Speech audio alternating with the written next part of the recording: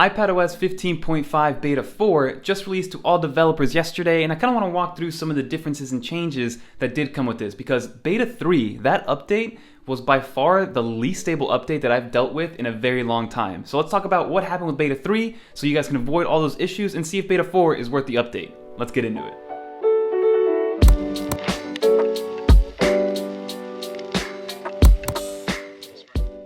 Okay everybody, let's jump right into this video. So the first thing obviously we got to check out was the size of this update. So we're dealing with about 323 megabytes of actual size in terms of this update. So give yourselves, I would say about a gigabyte. I mean 600 megabytes should be enough, but a gigabyte of storage should be plenty when actually installing this thing and getting ready to go. And you want to avoid any issues when installing this update because it needed to fix Beta 3 because Beta 3 was an atrocious update which ruined a lot of things. But we'll get to that in a little bit after we go through some of the new updates. So that is the size of iPadOS 15.5 Developer Beta 4. And now let's look at the actual build number. So let's go into the settings, let's go into the About, and you can just see that we're on 15.5 and we're on 19F5070B. So it looks like Apple's going back to their lower moniker in terms of going down in letters, getting closer to A and then finally to the RC edition. We went from like F to G, then to H, and now back down to B. So I don't know why Apple's doing that. Maybe by putting those different letters and going up in value in terms of letters means that the updates just aren't that big, or maybe the updates are getting a little bit worse, but who knows. But now we're finally back down to the B, which is good to see, because now the next one we're probably going to get is Beta 5 next week, and then finally the RC edition. And ideally, by the time WWDC comes around, 15.5 will be released to the entire public, and then 16.0 will be released to developers. So definitely get subscribed to find out everything new with iPadOS 16 when it finally does come out early June. We're about a month away, so very, very exciting.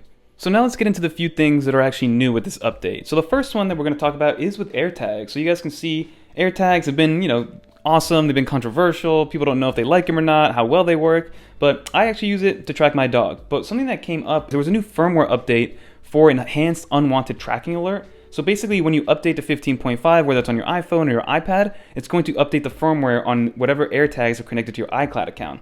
And basically what it's doing, the AirTag firmware update is 1.0.301. So it's basically enhancing the features of, so when there's an AirTag around you that isn't yours, and maybe somebody placed there because they're trying to track you or something like that, now with this new enhanced feature, it's a little bit easier for Apple to notify you like, hey, there's an AirTag around you.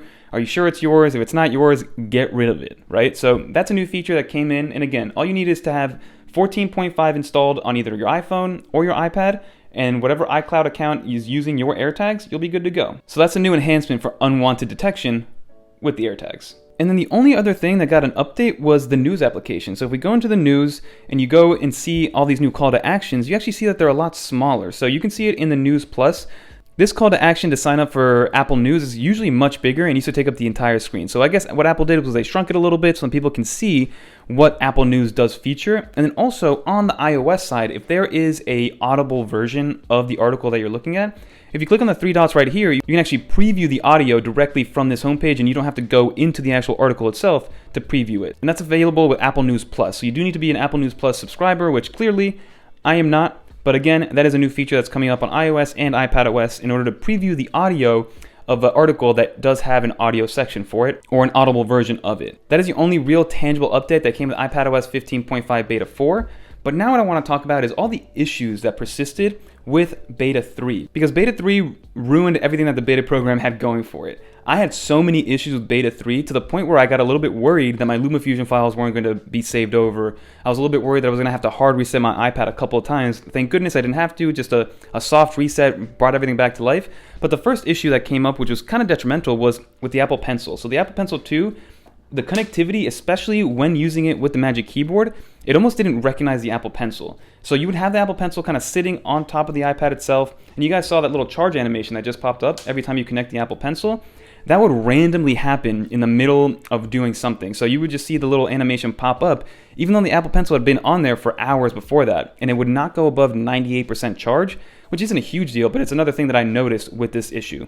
Another big issue that came with Beta 3 was the responsiveness of the screen. There was times where the screen would just become unresponsive. Like I would go into the settings and then I would be unable to go home. I would be unable to just swipe up. I would be unable to swipe up on the screen.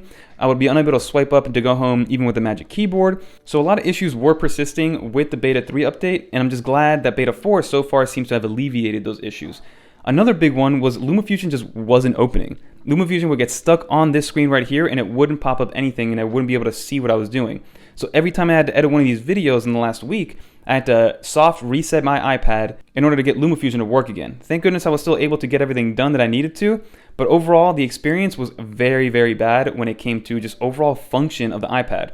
It's the first time where I've noticed a situation where I would recommend against the beta program because, again, it got in the way of the day-to-day task. Normally with the beta updates, I'm okay with having a bug here and there because that's expected with a brand new update. They're out to the developers in order to see what's going on with them.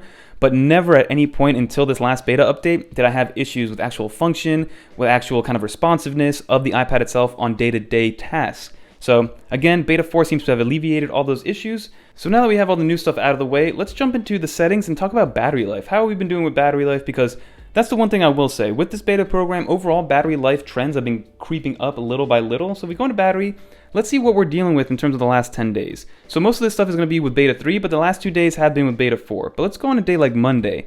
We have 5 hours and 6 minutes of screen on time, about an hour and 40 minutes of screen off time, and look at that, we barely touched 50% battery.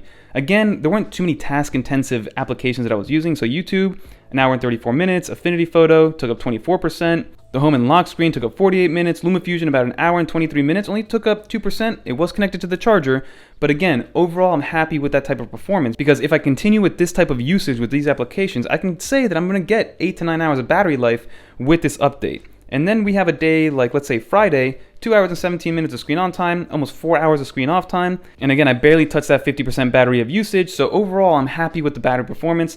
Let's go on a day here, which took up a little bit more battery, about 4 hours of usage screen on, 2 hours of usage on screen off. But again, 75% battery, which means overall, I'm going to be able to get 6 to 8 hours of actual iPad usage on one single charge. So I'm very happy with what the battery life has been doing overall. That trajectory, we like to go up, right? Even though there's a couple dips, let's go up. But overall, happy with the battery life that iPadOS has been giving us, and I'm just hoping iPadOS 16 is going to really, really shine through. And then speaking of iPadOS 16, leave a comment down below of what would be the one headlighting feature that you would love to see with iPadOS 16. And try to avoid secondary monitor support because everybody with an iPad really wants that already. And then lastly, overall performance is pretty decent. Multitasking seems to be working as advertised, so if I swipe down, see if I can get something over here. Let's open up another Safari tab. Everything's working as it should be. Everything's super responsive, so let's go into multitasking. Everything's moving around. I can delete, move it. I can grab something like, let's say, grab this guy, move it over. There I have Twitter rolling, so if you guys do want to follow me on Twitter, by all means, jump on there. But overall, performance and battery life, now the beta 4 update on 15.5 has been night and day, much better. But let's get out of this view and finish up this video. So that's pretty much going to do it for this video, everybody. Like you saw, there weren't too many tangible differences, but this update was much needed because of how bad beta 3 was.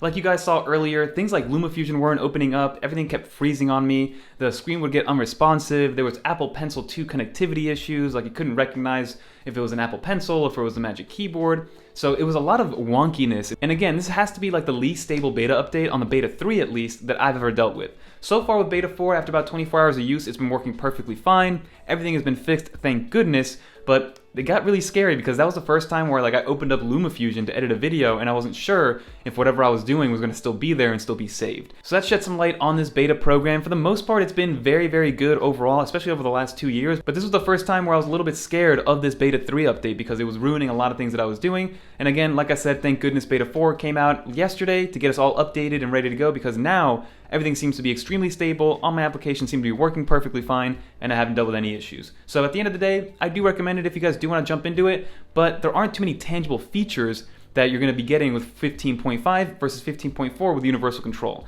And then also that issue still persists where if you are on the beta program on the iPad and you aren't on the beta program on macOS, universal control will not work, and that's the situation I'm currently in because I'm not on the beta program with macOS. But keep that in mind if you do plan on updating. But that's going to do it for this video. If you guys did enjoy it, leave a little dolphin so I know that you guys made it to the end of the video. And if you guys want to see some more iPadOS update videos or some new features on some shorts that we've been doing, click on one of these videos right here. But that's going to do it. I'm out.